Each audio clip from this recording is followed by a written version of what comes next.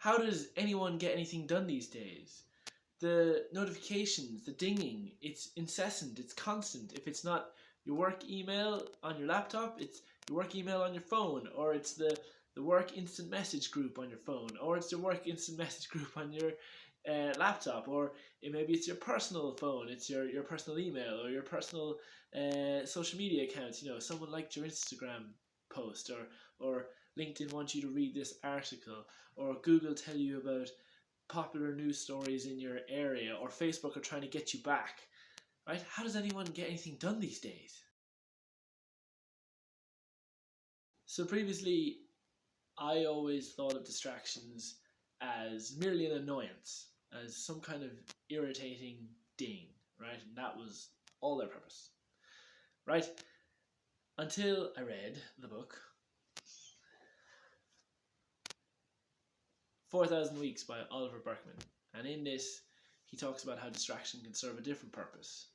That distraction can serve as an escape, especially when we're facing a reality that's particularly boring or complicated or difficult. That it's no coincidence that when we sit down to study, that all of a sudden we want to just finally check our Instagram account, right? And that we check our Instagram account for 8 hours, and then all of a sudden study is ruined, right? Or we sit down to write that big complicated report and remember that we left the dishwasher unloaded and we should go do that now, right? That's, if we're thinking about our novel and, our next novel, and we're brainstorming ideas and no good ideas are coming, and then your phone dings and you reach for it rapidly, Thank God there's an escape from this difficult task of brainstorming novel ideas. Give me that phone right now. I'm going to scroll through 8 hours of Instagram.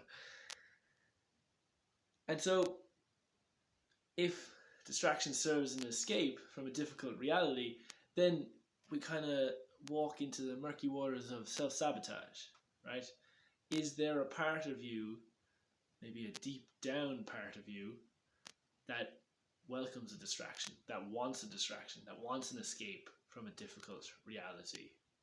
Because if you really wanted to concentrate, you could turn the phone off. Every phone comes with an off button. Notifications can be turned off. It's fairly simple. All you have to do is look online. They're like step-by-step guides, settings, boom, notifications off, right? Now I say that, right? And what might pop up for you when you try to do that is this, what Stephen Pressfield would call the resistance, right? Which is self-sabotage posing as rational thought, right? So you might go to turn your phone off or turn your phone to airplane mode or disable notifications, and thought might pop into your head is like, oh, but what if someone, needs to call me for an emergency or something like that, right? Maybe I should just keep my phone on and beside me whilst I'm trying to write my novel, just in case someone tries to do that, right?